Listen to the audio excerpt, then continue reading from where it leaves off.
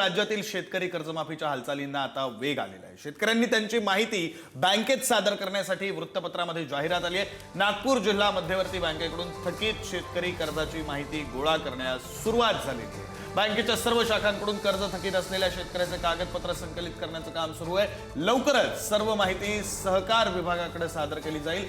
राज्य सरकारनं 30 जून पर्यंत कर्जमाफीचं धोरण जाहीर करण्याची घोषणा केली होती, आश्वासन आंदोलकांना दिलेलं होतं।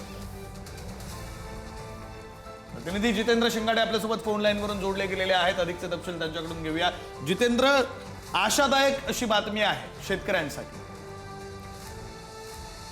बातमी म्हणावी लागेल विक्रांत, कारण गेल्या वर्षी बच्चू कडू यांनी जे नागपुरात आंदोलन केलेलं होतं, सतत रास्ता रोको केला होता, त्यानंतर शेतकऱ्यांचं शिष्टमंडळ आणि सरकारमध्ये वाटाघाटी झाल्या होत्या आणि त्यावरून 30 जून पर्यंत शेतकरी कर्जमाफीचं धोरण जाहीर करण्यात येईल असं सरकारकडनं स्पष्ट करण्यात आलेलं होतं। तसं आश्वासनही दिलं होतं। आता त्याला कुठेतरी वेग आल्याचं दिसून येऊन राहिलेलं आहे, कारण जे शेतकरी कर्जमाफीच्या यादीत आहेत किंवा ज्यांची माहिती अपुरी आहे, ज्यांच्याकडे आधार कार्ड नाही किंवा काही गाव सोडून गेलेले आहेत, काही मृत झालेले शेतकरी आहेत, अशा सर्वांनी कर्ज तारण योजना 2026 साठी आपलं जी माहिती आहे ती माहिती संबंधित बँकेकडे देण्याचं आवाहन जे आहे ते सहकार विभागाकडून करण्यात आलेलं। त्यासाठी मध्यवर्ती सहकारी बँका असतील किंवा सरपंच असतील, ग्रामपंचायती असतील, अशा प्रकारे जिथे कुठे आपल्या नोंदी करता येतील त्या नोंदी शेतकऱ्यांनी कराव्या, कारण त्यानंतरच ते पोर्टलवर माहिती भरणं शक्य होणार आहे आणि त्यासाठी आता मध्यवर्ती सहकारी बँकेकडे तशी माहिती सादर करण्याचं आवाहन करण्यात आलेलं आहे। त्यामुळे कुठेतरी आता शेतकरी कर्जमाफीच्या योजनेला कुठेतरी गती आली आहे, त्याला वेग आलेला आहे आणि त्याला चालना मिळालेली आहे असंच म्हणावं लागेल।